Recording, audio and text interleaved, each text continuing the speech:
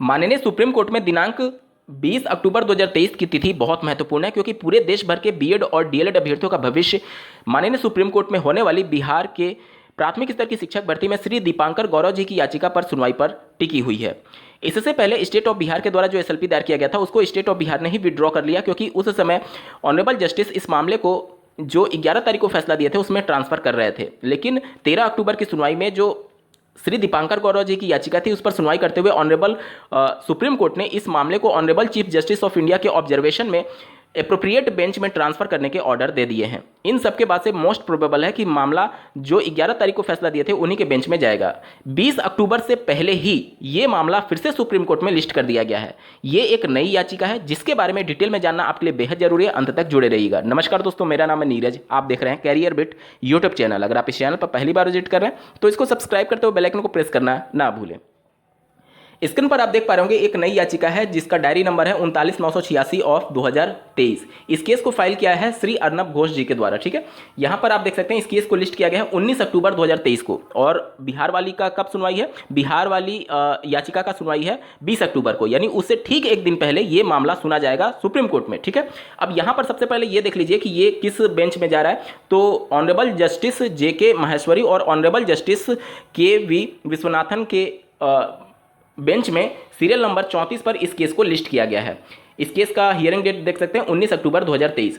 अब इस केस को फाइल करने का बैकग्राउंड क्या है, इसको जानने के लिए आपको अर्लियर कोर्ट डिटेल में जाना होगा। इसमें अगर आप देखेंगे तो यहाँ पर देखिए कुछ डिटेल आपके सामने ओपन होगी। देखिए ये जो 36,321 ऑफ 2023 वाला याचिका था जो कि सुनवाई होने के बाद से या फिर जो जजमेंट दिया गया 22 सितंबर 2023 को, उस जजमेंट को यहां पर चैलेंज किया गया। देखिए चैलेंज जजमेंट चैलेंज में यस लिखा हुआ है, यानी कि 22 सितंबर 2023 का कौन सा आखिर ऐसा कोर्ट ऑर्डर था जिसको चैलेंज किया गया है। तो आपको ज्ञात होगा कि जब 11 अगस्त का फैसला ऑनरेबल सुप्रीम कोर्ट के द्वारा दे दिया गया और बीएड को प्राथमिक में अपात्र घोषित कर दिया गया, उसके बाद से पश्चिम बंगाल से 2 याचिकाएं सुप्रीम कोर्ट में पहुंची थी क्लेरिफिकेशन और मॉडिफिकेशन को लेकर के। उस समय रजिस्ट्रार के द्वारा बिना मामले को लिस्ट किए हुए ही अपने स्तर पर यानी रजिस्ट्रार के लेवल पर ही उस मामले को डिस्पोज कर दिया गया यानी निस्तारित कर दिया गया। और उसमें उन्होंने कई रीजन बताए थे। पहला कि अगर कोई फैसला मौलिक अधिकार के आधार पर दिया गया है तो किसी पुरानी भर्ती को लेकर के आप फैसले को फिर से रीओपन या फिर से री हियरिंग नहीं करा सकते,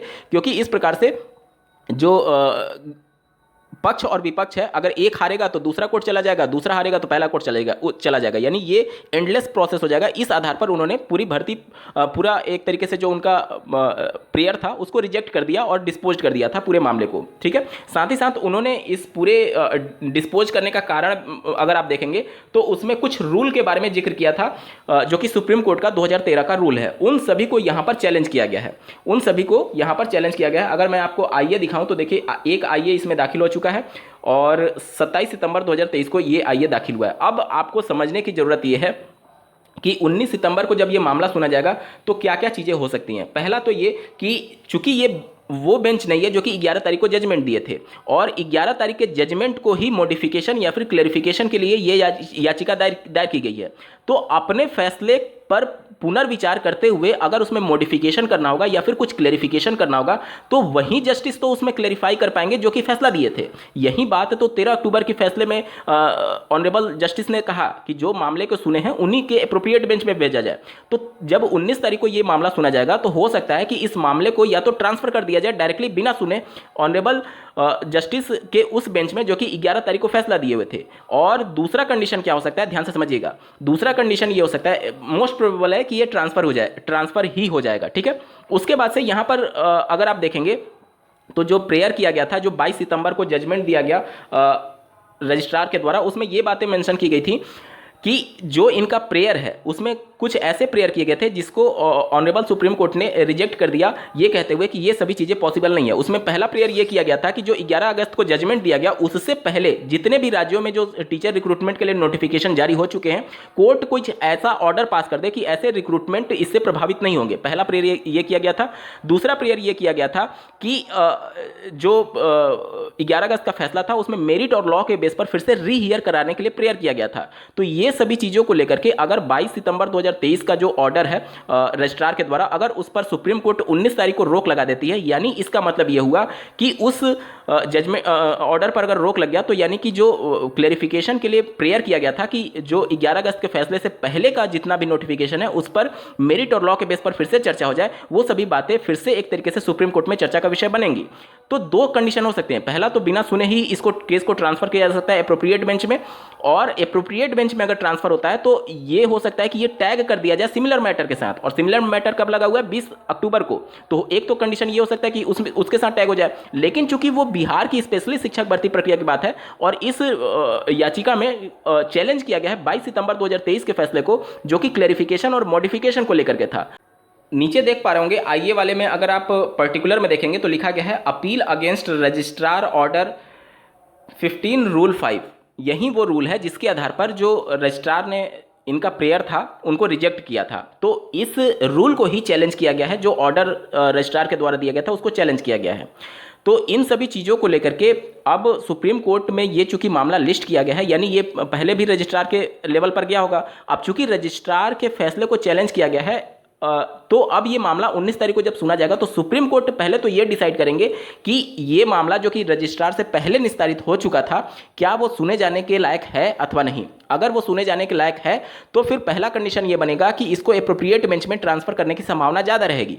उसके बाद से अगर मान लीजिए एप्रोप्रिएट बेंच में ट्रांसफर हो गया तो मैटर जो है वो टैग हो सकता है 20 तारीख की सुनवाई से। लेकिन यहां पर आप देखेंगे 20 तारीख की जो सुनवाई है उसमें बिहार की शिक्षक भर्ती की स्पेशली बात की गई है, और यहां वाला जो प्रेयर है वो उन सभी राज्यों की शिक्षक भर्ती की बात करता है जो कि पहले ही नोटिफिकेशन जारी हो चुके थे 11 अगस्त के जजमेंट से पहले। तो ये वाला ज़्यादा ब्रॉड आप कह सकते हैं कि प्रेयर है, और बिहार वाला जो प्रेयर है वो केवल बिहार की शिक्षक भर्ती की बात करता है। ठीक है, तो ये वाला जो पूरा मैटर है अगर बिहार वाले से टैग होता है तो बिहार वाली सुनवाई में चीज़ें और ज़्यादा स्पष्ट हो सकती हैं कि जो 11 अगस्त का जजमेंट है जिसके 3 तिथियां प्रबल संभावना है लागू होने की, उनमें से किन तिथियों पर ये फैसला लागू होगा। ठीक है, तो 11 अगस्त वाला जो फैसला है वो 3 तिथि जो कि 11 अगस्त जिस दिन फैसला दिया गया उसके बाद से 25 नवंबर 2021 जिस दिन ऑनरेबल जोधपुर हाईकोर्ट ने इसको अनकॉन्स्टिट्यूशनल करार देते हुए 28 जून 2018 का गजट नोटिफिकेशन रद्द किया था, और 28 जून 2018 जब से नोटिफिकेशन लागू हुआ, तीनों तिथियों को लेकर के इन्हीं सब बातों पर चर्चा विमर्श हो रहा होगा। साथ ही साथ इस प्रेयर में मेरिट और लॉ के बेस पर फिर से रीहियर कराने की बात की गई है, जो कि अब पॉसिबल नहीं है क्योंकि मेरिट और लॉ के बेस पर ऑलरेडी सुप्रीम कोर्ट ने लगभग 2 साल इस मामले को सुना हुआ है। और साथ ही साथ सुप्रीम कोर्ट यह भी कह सकती है कि हमने अक्टूबर 2022 में सभी राज्यों को आमंत्रित किया था कि आप आकर के पक्ष रख सकते हैं। सुप्रीम कोर्ट यह कहेगी कि फिर आपने उस समय आकर के मेरिट और लॉ के बेस पर बहस क्यों नहीं किया। तो यहां पर आप देखेंगे कि चीजें थोड़ा सा और उलझती जा रही हैं क्योंकि 19 तारीख और 20 तारीख लगातार 2 दिन मामले की सुनवाई होने जा रही है अलग अलग मामले में। अब देखना होगा कि सुप्रीम कोर्ट का इन सभी मामलों में रुख क्या होता है। इस वीडियो को देखने के लिए आपका बहुत बहुत धन्यवाद। भगवान करे आपका दिन शुभ हो।